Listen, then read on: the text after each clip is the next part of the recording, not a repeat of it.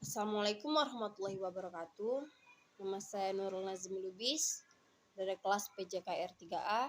Di sini saya akan membuat tugas mata kuliah Pendidikan Pancasila.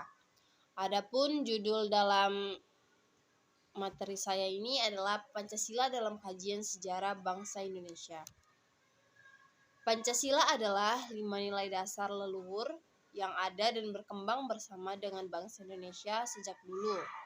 Sejarah merupakan deretan peristiwa yang saling berhubungan. Peristiwa-peristiwa masa lampau yang berhubungan dengan kejadian masa sekarang dan semuanya bersumber pada masa yang akan datang. Dasar negara merupakan alas, pijakan atau fundamen yang mampu memberikan kekuatan terhadap berdirinya sebuah negara. Negara Indonesia dibangun juga berdasarkan pada suatu landasan atau pijakan yaitu Pancasila. Pancasila dalam fungsinya sebagai dasar negara merupakan sumber kaidah hukum yang mengatur negara Republik Indonesia, termasuk di dalam seluruh unsur-unsurnya yaitu pemerintahan, wilayah, dan rakyat. Kenapa sih diperlukannya Pancasila dalam kajian sejarah bangsa? 1. Konsep dan urgensi Pancasila dalam sejarah bangsa. Jadi konsep dan urgensi Pancasila dalam arus sejarah bangsa adalah untuk membimbing, mengerahkan segenap daya dan upaya masyarakat, bangsa, dan negara dalam mewujudkan cita-cita dan tujuan nasional sebagai termaksud dalam Proklamasi 17 Agustus 1945 dan Undang-Undang Dasar Negara Republik Indonesia tahun 1945 serta Bhinneka Tunggal Ika. Adapun alasannya diperlukan Pancasila dalam kajian sejarah bangsa Indonesia adalah karena Pancasila merupakan identitas dan jiwa bangsa serta mencerminkan kepribadian bangsa Indonesia. 2. Sumber historis, sosiologis, dan politis Pancasila dalam kajian bangsa Indonesia. Sumber historis nilai Pancasila yaitu sudah ada dalam adat istiadat, kebudayaan, dan agama yang berkembang dalam kehidupan bangsa Indonesia sejak zaman kerajaan dahulu.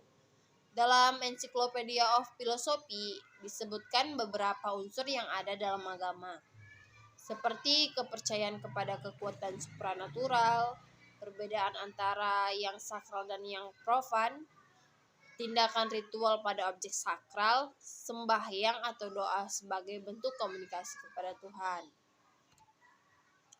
B. Sumber sosiologi pada nilai Pancasila.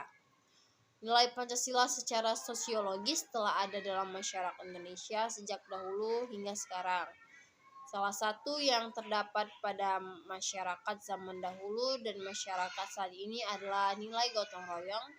Hal ini disebabkan karena masyarakat secara bersama.